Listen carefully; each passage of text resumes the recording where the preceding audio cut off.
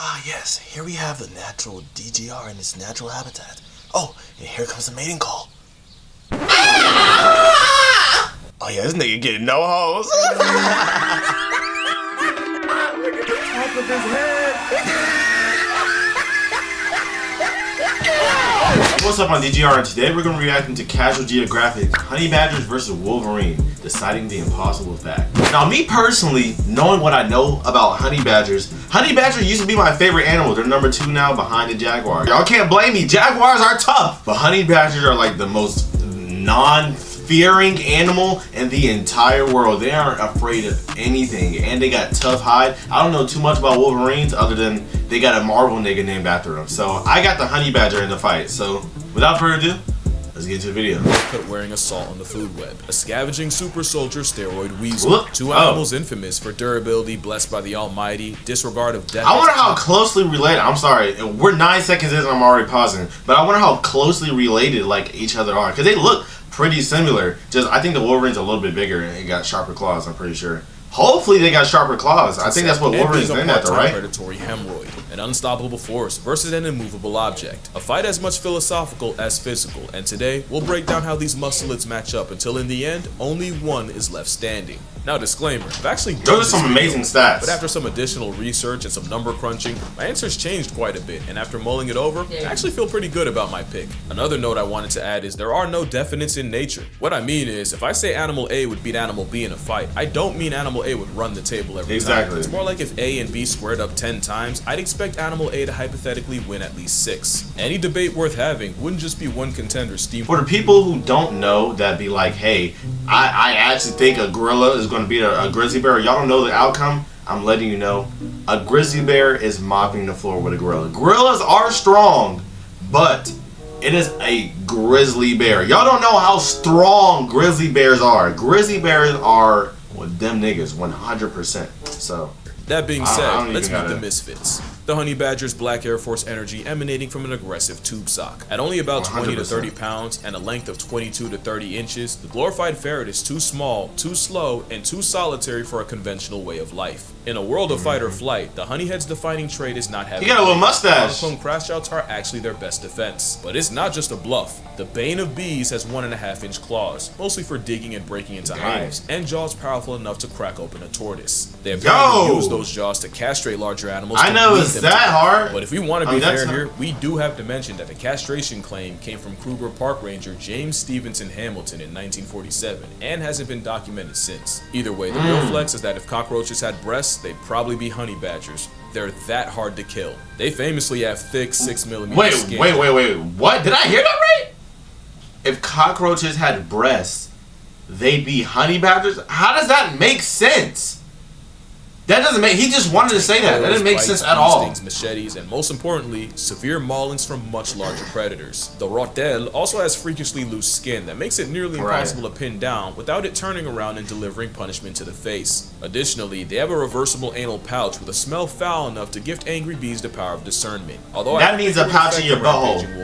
All in all, the honey badger punches way above its weight, and it needs to have a chance. The Wolverine is a travel-sized bear on bath salts and a different kind of cockroach, living on the very fringes of existence where most others could not. Wolverines weigh about 30 to 45 pounds and measure up at 28 to 42 inches, and they also have the honey badger problem of not having the bulk of a bear, the parkour prowess of a puma, or the power of friendship like wolves. They do have jaws strong enough to crush bone and chew through frozen flesh. And it seems like every carnivore, it's like every single carnivore has has jaws strong enough to crack open bones. Like, what animal doesn't have jaws strong enough to crack open bones at this point? Everybody can just crack open bones. Also for running non-retractable fades. Like the honey badger, they have thick, loose skin, but also a coat to insulate them. And they squabbling! They're also the did y'all see that? Mostly for climbing, but also for they were squabbling in that bottom left corner. Look at them. They have thick, loose skin, squabbling to insulate them from the elements. They're also the IRS for animals way above their weight class, as they're on record shifting cougars, wolves, and in some rare cases, even bears from meals. And again, like the honey badger, they also weaponize their anal glands enough to have the nickname skunk bear. Not something Really? that should matter against a badger, but the fight would be an odious assault on and of every sense. The wolverine's bigger frame means it has confirmed kills against animals up to 20 times its size, and there's even one case of a wolverine allegedly putting a polar bear in past tense by latching its jaws around the bear's windpipe. Okay. I used to say this a lot. People started wising up when they come around me. This is the first time in a long time I've said this, so in probably the past month, that was the dumbest shit I've ever heard in my entire life. Oh, honey, a wolverine killed a polar bear. And y'all want me to believe that. You told me that and y'all want me to believe that. Like, I'd have to see. I've never seen a wolverine in person, so I don't know how big they are. I'm guessing they're like yay high. I'm guessing they're like yay high, right? So, there's no way. That's like saying, like, if you told me a bulldog killed a polar bear, I'd believe it more than a fucking, well, not really. But even then, like, that's not happening. That's not, there isn't really evidence of a rageaholic gym sock suffocating a polar bear with more than just smell, but then again, people won't let facts get in the way of a good story. That's how some animals end up sounding way worse than they actually are, and how other animals don't get taken nearly seriously enough. Exactly. The most dangerous animal in Yellowstone isn't a wolverine. Dolphins, I'm sorry for pausing. I'm going to let the video play. I promise you I'm going to let the video play. Dolphins aren't that bad. Like, people be like, y'all, I think people think that dolphins are super, super bad is because everybody's always like, oh, look, it's a dolphin. Like, oh my gosh, like, that's the cutest thing in the world. And it's super friendly. And just because they hear that they do bad things, which is a lot. That is a lot. People do that a lot with not only animals, but people in general. Somebody famous that's known for doing good stuff, they do one bad thing and that was up for them for the rest of their lives. But same thing with the dolphins. Dolphins just do bad like the rest of the animal kingdom. Everybody does. All the animals do bad things. I don't know one animal that doesn't do bad things. Look at these articles, and you'll see that a fluffy, bearded tank puts facts. way more humans in hospital beds. But actually, reading the articles will tell you that it's the people causing problems, and the bison are guilty of only protecting their what is she doing? space. That's why it's important you have both sides of a story before you start judging, and that's why I'm working with Ground News. Ground News isn't the get out of here. I'm sorry, Casual. I'm sorry, Casual. I'm sorry. But the noble isn't as important as how they Dang! have the widest prey range of any mustelid, and most of what they find is by using their claws to dig them up. A study done in the Khalakha with the sand-seasoned rage-baiting ratel. Honey badgers have the second widest prey range of any mustelid, and most of what they find is by using their claws to dig them up. A study done in the Khalakha Transfrontier Park found that I don't know. I don't think he said that right. And gerbils, and is that racist? Reptiles like geckos and skinks. But honey badgers are also high metabolic maniacs that'll try highly venomous snakes such as puff adders and black mambas, and they'll steal larvae straight from the heart of homicidal beehives. They're so masochist coded that many believe that they're immune to venom when they're only resistant. There are cases of honey badgers being excused from roll call while eating honey because they got stung to death in the process, and getting flatlined by snakes because they kept getting bit but refused to quit. Honey badgers seem to have a severe lack of self-preservation, but it makes sense when you live in a world where running away is physically not an option. But it also means they're crazy enough to try to meal tax a leopard right in front of it. And that's cause the honey badger is a forager on steroids that doesn't pass up opportunities to eat because they virtually can't afford to. Most predators rest and chill after a big kill, but honey badger will stop only for as long as it takes to consume it before running off to find another. This mentality also helps his furry fitted sheet not fold in the face of predators, and constantly fighting back even inches from death means look at that, y'all. Can be killed. It often ends up that's why it was my favorite. In a desolate landscape like a Kalahari, an overachieving weasel scrounges a living in the area code of some of the most impressive and oppressive forces of predatory nature. Wolverines are survivalists on steroids that live in some of the most unlivable places on Earth. While bears hibernate through the dead of winter, the skunk bear is still outside in avalanche country. Those claws work as crampons to let the whole weasel cling to the side of a cliff, and having large paws means they can run across the same deep snow other animals would sink in. Those jaws are specifically designed to tear through flesh that's frozen solid, and a wolvie will eat every part of a carcass, right down to the teeth. They even have a molar that's rotated 90 degrees for the main purpose of cutting through ice-solid meats. Also, they are the second most disrespectful creature to inclines, with number one going to goats. Wolverines will use mountains like we use crosswalks. It's actually why they're so impossible to keep track of. A motivated wolverine will easily trek through 40 miles of rough, virtually inaccessible terrain in a day, and in Glacier National, there was one case of a wolverine scaling a 5,000-foot peak in an hour and a half. And that stubbornness applies to their diet, since wolverines often have to scavenge under the noses of apex predators. But wolverines can kill too, and in a study, 84% of the observed wolverines' diets included reindeer, and 28% of those were actually wiped out by wolverines. There might not be a worse predator to have than a wolverine, and it's because of how they hunt. Wolverines are the pioneers of one-person persistence hunting, and in one study, he going for it.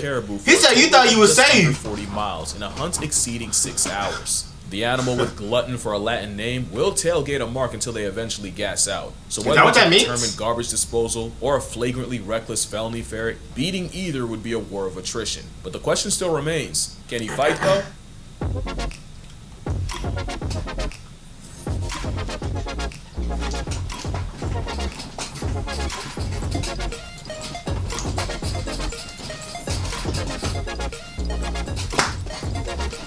Both these animals rely on intimidation and offensive defense. Did y'all realize that? An ad came, and instead of yelling at y'all, I danced it out. I made it happy.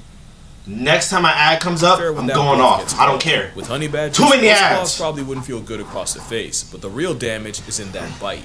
A honey badger's jaws are strong enough to pull the meat out of a carcass after other predators are done with it. They're actually built for conflict, because the badger's skull has a transverse mandibular condyle that locks into the jaw socket, creating a tight fit that secures the jaw and makes it incredibly difficult to dislodge or dislocate. That's how a honey badger maintains its dental grip on either prey or predators, no matter how hard they buck. The jaw strength is how honey badgers are documented murking goats and sheep, usually by tearing holes in their underside and disemboweling them. The honey badger will also use this nasty bite to factory reset snakes by immobilizing them with a bite to the back of the head. He's ripping his skin off with their teeth and using claws for leverage. The honey badger has scored some impressive wins against raptors like Marshall and tawny eagles, and even the African porcupine, the same one that's a lion's last resort. When honey badgers fight each other, injuries show that they go for the face, neck, and underbelly, because they know that everything else is a waste of time. Right. The honey badger is an They're smart too, but its size means it's realistically not killing. Yo, why are we looking at that? Not like the wolverine. It's just me. The wolverine is a walking vice grip capable of crippling prey. They have the same tight seal jaw mechanism that all mustelids do, and they use it by climbing on top of prey and eviscerating the neck and shoulder area. One of their favorite strats is running up on prey trapped in deep snow and essentially turning their last moments into a rodeo. Wolverines have used this to single-handedly take down doll sheep, reindeer, mountain goats, elk,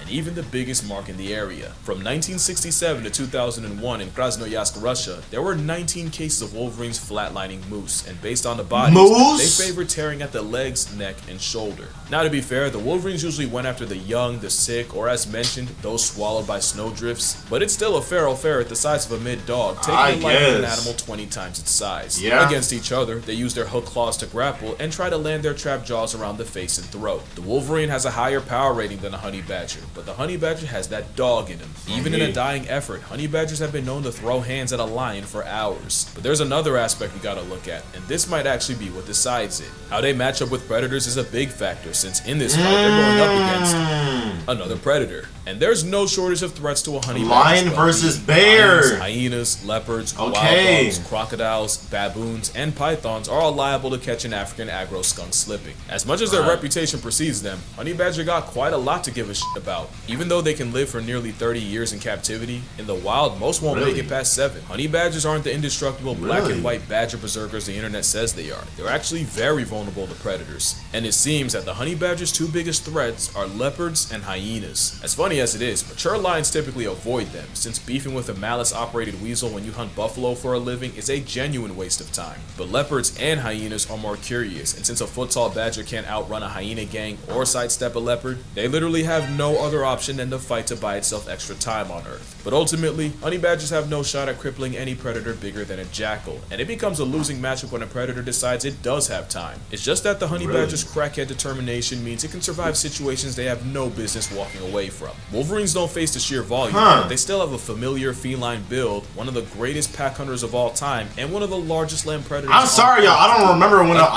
when the last time I talked or paused the video. I've just been so locked into this video. I'm sorry. Badger, the Wolverines I've been so locked. Blown up as time's gone on. They're actually really vulnerable against wolves. They'll square up and fight the good fight, but they're as brave as they need to be until there's. And they can run it. Look at them. The mortality of Wolverines in Sweden. Over 40% died to a predator, likely a wolf, or another reen. Of course, we're still talking about a freaking Wolverine, and you gotta take a Gigaferret capable of offing elk, lynxes, and on the right day, a moose. Seriously, Yeah. Wolverines are a legitimate risk to predators that can't Dang. afford to take injuries, and this can lead to them getting bullied out of I resources think the that Wolverine may might not end have up been worth it. winning. Wolverines are one of the rarest mammals in America, and because they typically live in the inhospitable, we don't really know how these encounters typically go. But we know Right. one thing for sure: wolves, He just put cougars, that nigga in a bears, headlock. and brown bears can and have killed Wolverines. And no Wolverine has been recorded murking one of them, unless you believe the polar bear story.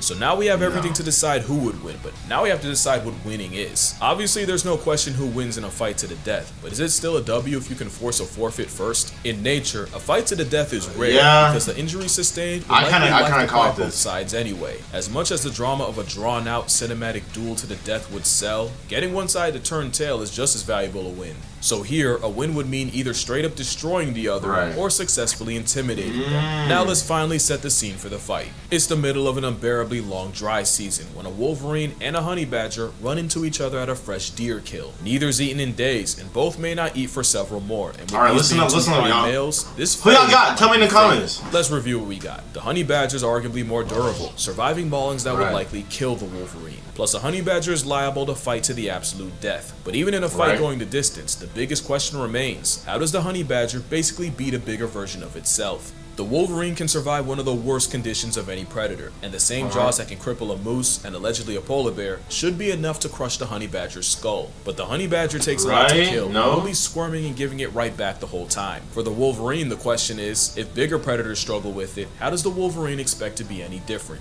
It's not easy, but the winner is the Wolverine. The honey badger's lipo-looking loose skin and attitude Dang. would make this a prolonged fight. But the I Wolverine actually thought the honey badger was gonna get it. enough crush damage on the badger, But especially I had if a it leads feeling, to- like towards the end, when he was starting to say, I don't know if I'm still in the frame.